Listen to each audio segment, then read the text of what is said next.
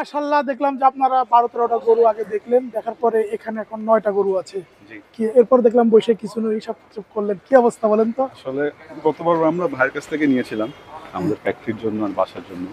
আলহামদুলিল্লাহ খুব ভালো ছিল। তো গতবারের সুবাদে এবারও আসা হয়েছে। আলহামদুলিল্লাহ ভাই খুব ভালো সাপোর্ট দিচ্ছে আর কি আমাদের। আর ওনাদের গরুর কোয়ালিটিগুলো খুবই ভালো, মিট কোয়ালিটি বিশেষ করে। আর প্লাস মনে হচ্ছে ওনাদের কথায় কাজের খুবই মিল।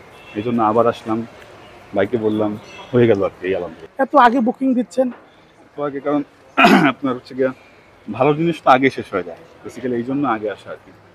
পরে আসলে তো এগুলো আমাদের দায়িত্বে ওনারা এখন এই গরুগুলো ক্রয় করেছেন, এখন আমাদের দায়িত্বে এগুলি কোরবানির ঠিক 1-2 দিন আগ পর্যন্ত লালন পালন করে আমাদের নিজ দায়িত্বে ওনাদের ফ্যাক্টরি এবং বাসায় পৌঁছে দেবেন, হোম ডেলিভারিটা ফ্রি করে দিবেন। আজকে তো ওনারা বুকিং দিলেন, কেমন টাকা দিলেন কি দেখি একটু যদি সিস্টেমটা বলে দেন।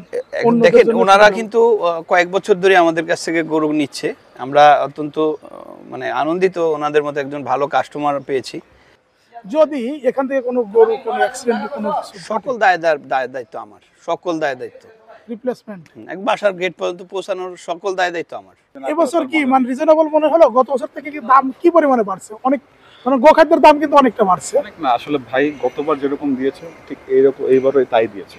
ওইরকম আহামরি উনি কোনো বাড়তি কিছু বল করেনি আমাদের সাথে, কারণ সম্পর্কটা ওনার সাথে ওই রকমই আমাদের, বেশি কিছু বলতে হয়নি আর কি, 2-1 কথা হয়ে গেছে।